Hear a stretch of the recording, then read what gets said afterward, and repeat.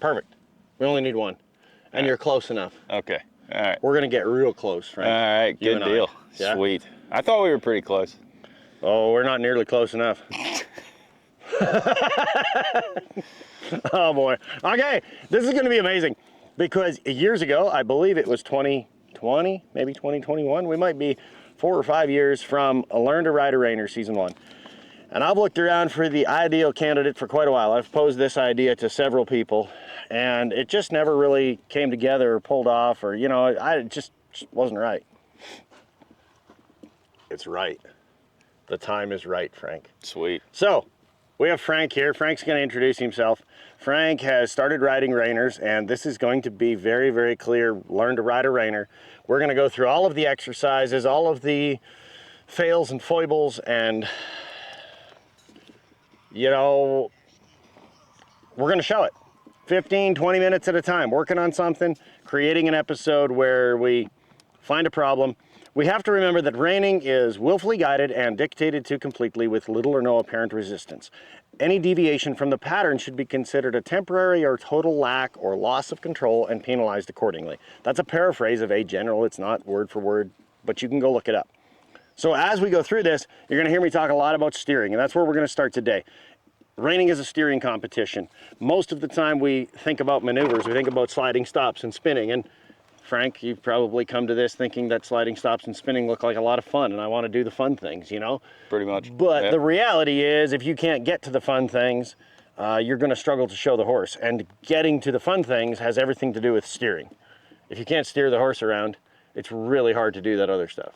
Right? I learned that the fun way, for sure. Talk to us a little bit. Tell us your background. Tell us where you're from. Obviously, you've ridden here for a little bit because, we know you a little bit before coming here. You've been here a couple of weeks. It's not like this is the first time you've put a leg over a horse.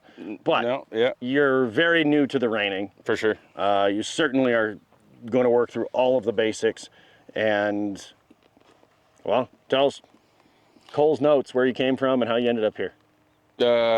I'm Frank.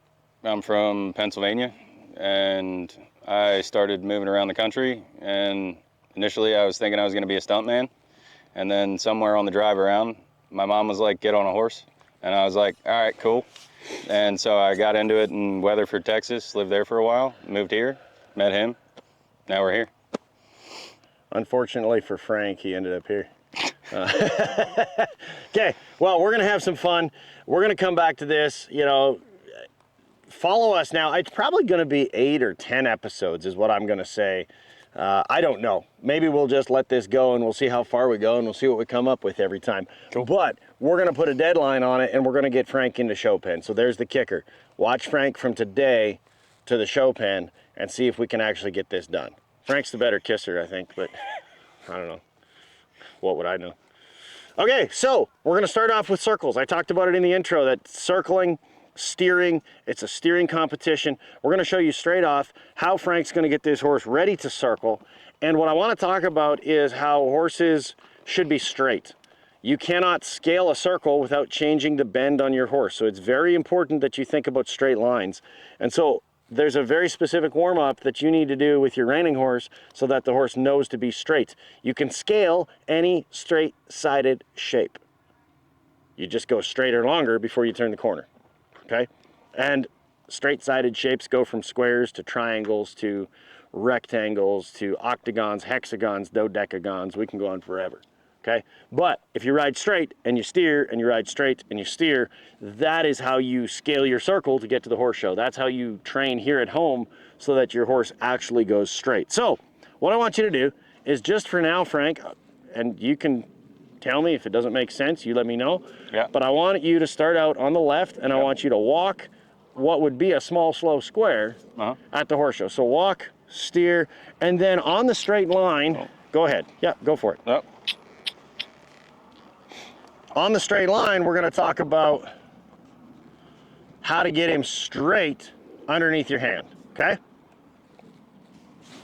All right. Good. So you want to make a square, but it should be the size of your small, slow square, okay? So that square should fit, Frank. That square should fit between center line and these cones right here. Got it. Okay? Got Otherwise, you run the risk of it being almost a big square, Yeah. So you want that to fit symmetrically. Go straight there to center, go through center, then turn in and come here and fit that square there. And because your horse knows to stay between the reins, or it should, when you pick your hands straight up, you want your horse to return to center, right? Like when you, yes, you want him to return to center. That's something that you really got to work on. Put your hand down, steer left. Great. And for me, this is my warm-up. For me, this is like how you get one to stay underneath your hand. You see, guys, you have to get that horse to stay under your hand. Otherwise, when you move your hand to neck rein, if the front feet, if the shoulders don't stay underneath your hand, you're going to have problems. Good.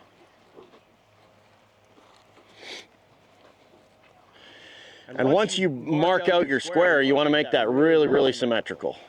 Because what we're going to do is we're going to come through the middle and go the other way.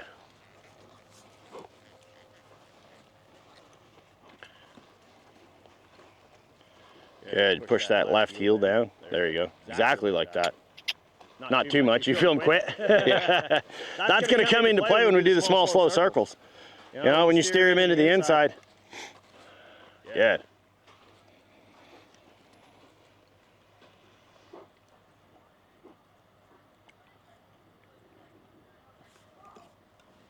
Straight line, buddy. We do this every day. How you feeling, Frank? Like I'm not walking in straight lines. Like you're not walking in straight lines. You drinking last night or what? You would certainly looks like it.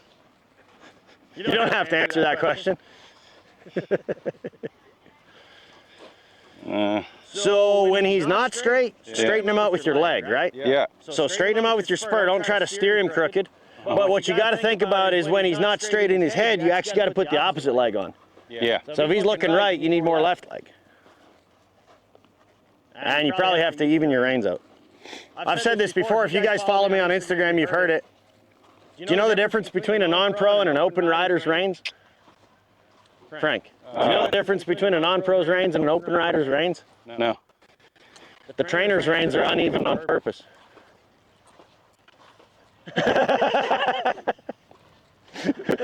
There you go.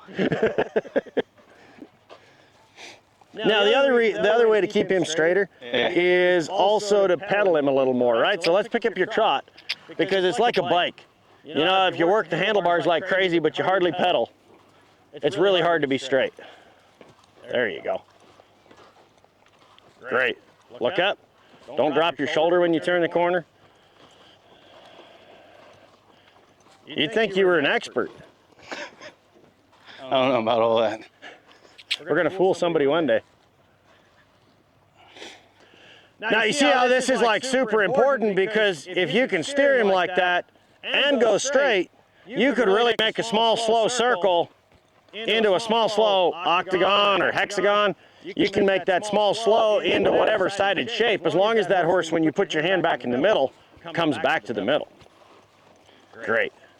This definitely feels straighter. Yeah, it's really good. And a lot of times, just pedaling him forward will help. Now, coming through the middle here, you're giving yourself like a 4-foot berth here where those footprints are really all over the place. Uh-huh. I want you to come through the middle and look up at that center cone that's straight ahead of you at center, and make sure you're right at it. And once we do that this time, then we're going to change. We're just going to go through the middle and jog on the other side. Okay, so start to look to your left. You see where that cone is there? Yeah. Make sure you hit that cone. There. Oh, I'm going out wide. That's Yeah, what do one more. Do it exactly in the middle. One more to the left here. Okay. Good. We forgot to introduce Ted. Oh, this is Ted. This is Ted. Ted's the man. Frank and Ted. If you guys have watched my channel, you've definitely seen Ted before. You're going to love Frank. We know you love Ted already. We're going to call it Fast Frank Fridays. So, Is it because I'm a little slow? I didn't say anything. Oh, I came out wide this time. Go again. I didn't say anything. You got to not come up with shit. You know, I had a customer one time in Canada that said, He came pick up his horse, and he'd been with a cow horse trainer, and it was really sketchy. And I rode it for a while. Good. Remember, pick up on him on the straight. He's starting to get crooked on you. Good. I rode him for a while, and I got him much nicer to ride. And it wasn't that other trainer's fault. It certainly wasn't, because the guy had wanted him to show in the open cow horse. So the horse was very successful. He was just too twitchy for the non-pro guy to ride. Yeah. So I got him detuned a little bit, and he got to be real smooth to ride. And I'll never forget, that guy came, and he was so impressed. He was so happy. And he says, man, I knew I had to take him to somebody who was slow and different. Oh, man. So wait a sec, did you just call me slow and different? No, I didn't mean that. I didn't mean, I just, like, you train slower and you do it different than everybody. I said, I know what you meant. That's pretty good. So I've always threatened to put, like, Slow and different on the back of all my hoodies. No, I love it. You should. When you come through the middle, go to the right. All right. Steer. Ah, you missed center by how much? I was counting him as the middle. That's Yeah, I know. You just got sidetracked. Go again. Wait, you want me to go right or go left Go again? left. All right. Go left, but do it right.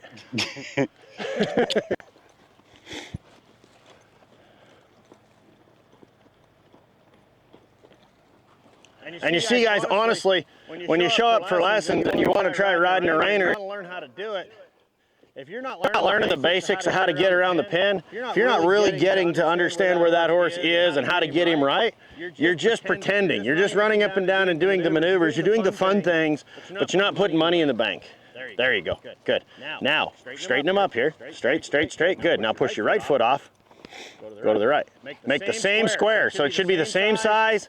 Should be just as clean. Go up to those cones. Good. Steer. You'll see that. See how you can find that cone now? Yep. Yeah, good.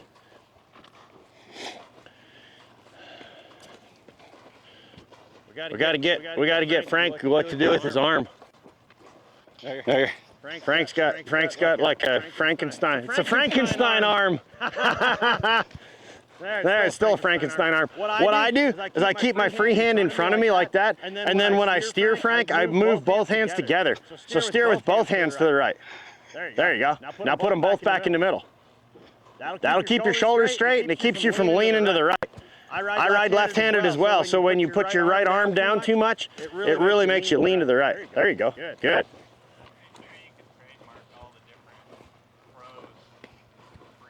Yes, you probably could. Lane is behind the camera shooting, and he just said we could probably trademark every horse trainer's free hand, free arm.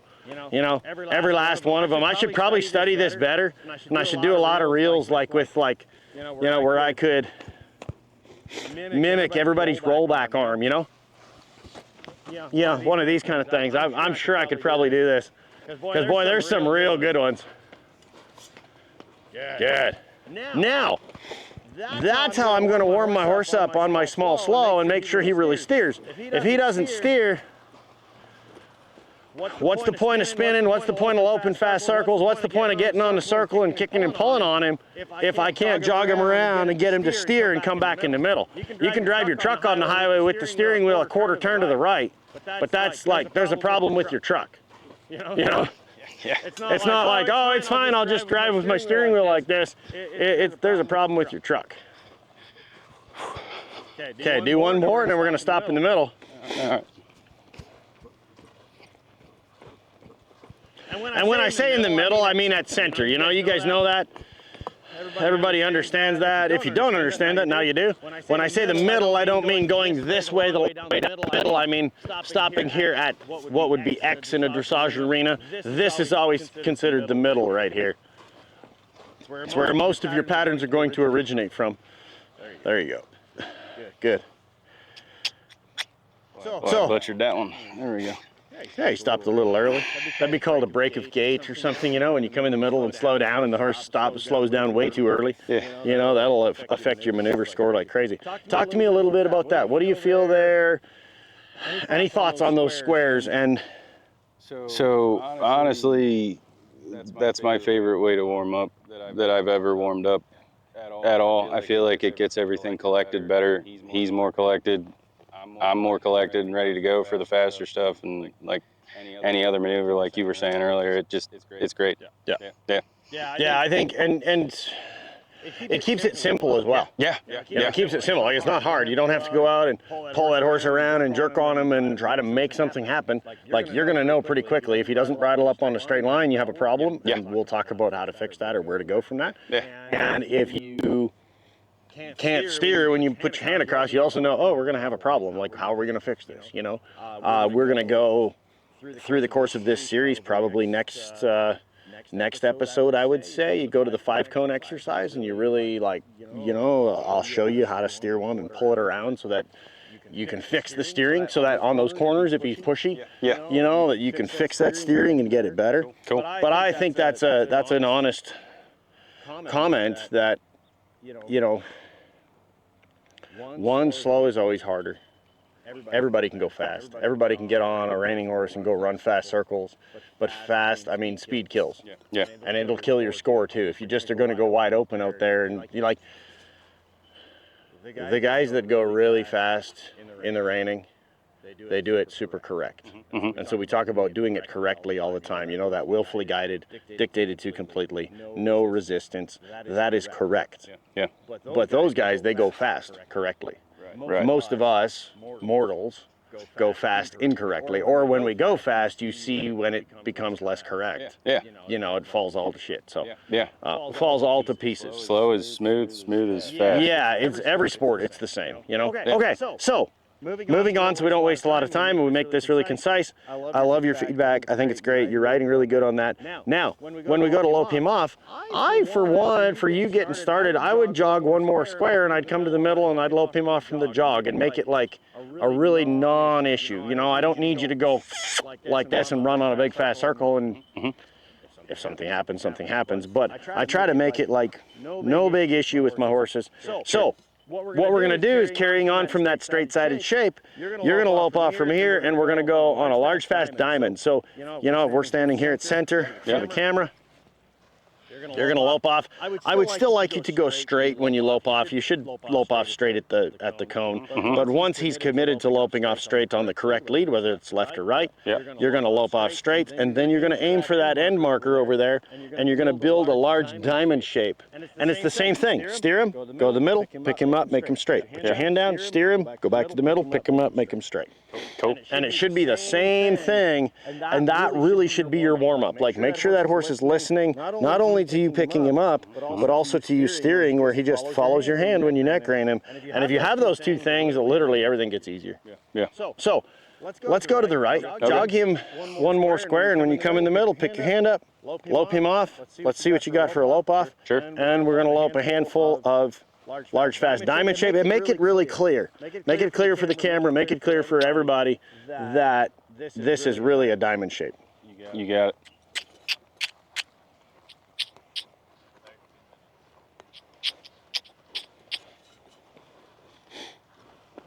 It's pretty hot out this time of the year, so we don't ride too hard. That's the nice thing about living in Scottsdale in the summer.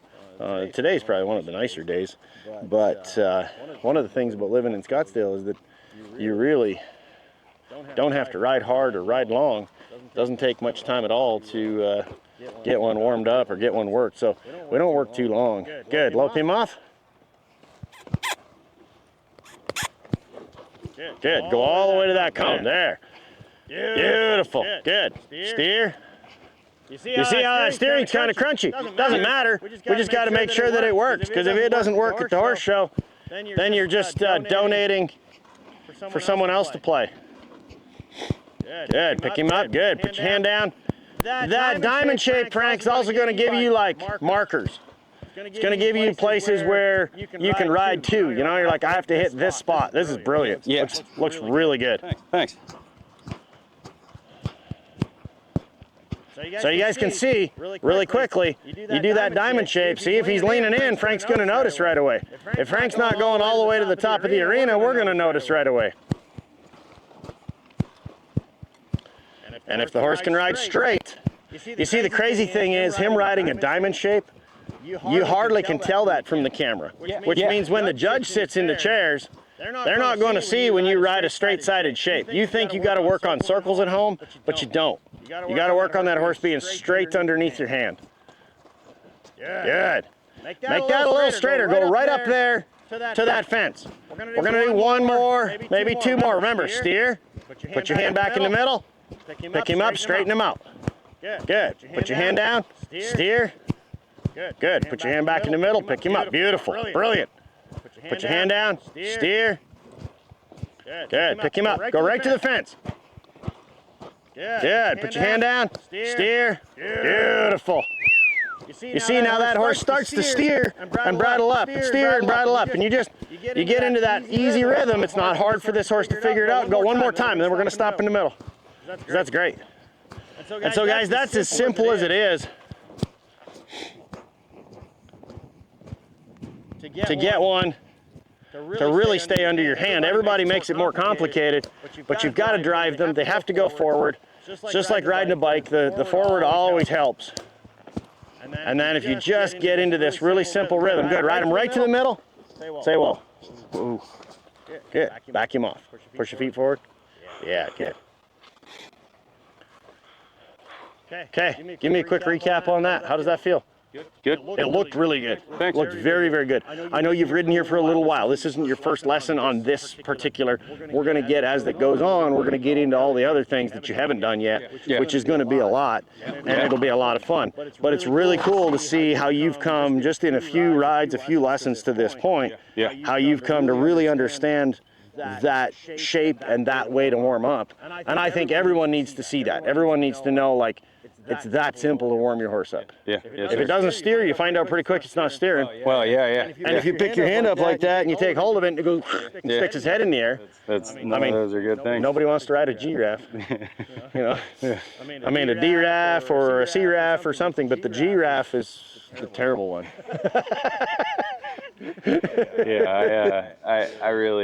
I really enjoy that exercise as well. Honestly, I'm probably going to say that about everything you say as far as exercises go. I think they're fun. Don't get ahead of yourself, because there's a few you haven't seen yet. Hey, there's a whole bunch you haven't seen yet. No, it'll be a good time. It's going to be awesome, dude, and I really appreciate you doing this. I think everybody's going to love it. We're going to wrap up episode 1, and we're going to move on, and as this goes on, we're going to go through all of the things that I do every day to make one be what it is. Yeah. And I appreciate you doing it. How fun is it? For sure. We're going to have a lot of fun. So, you guys tell me here. This is episode 1. We're going to wrap it up right here. You guys tell me, do you like Frank or not?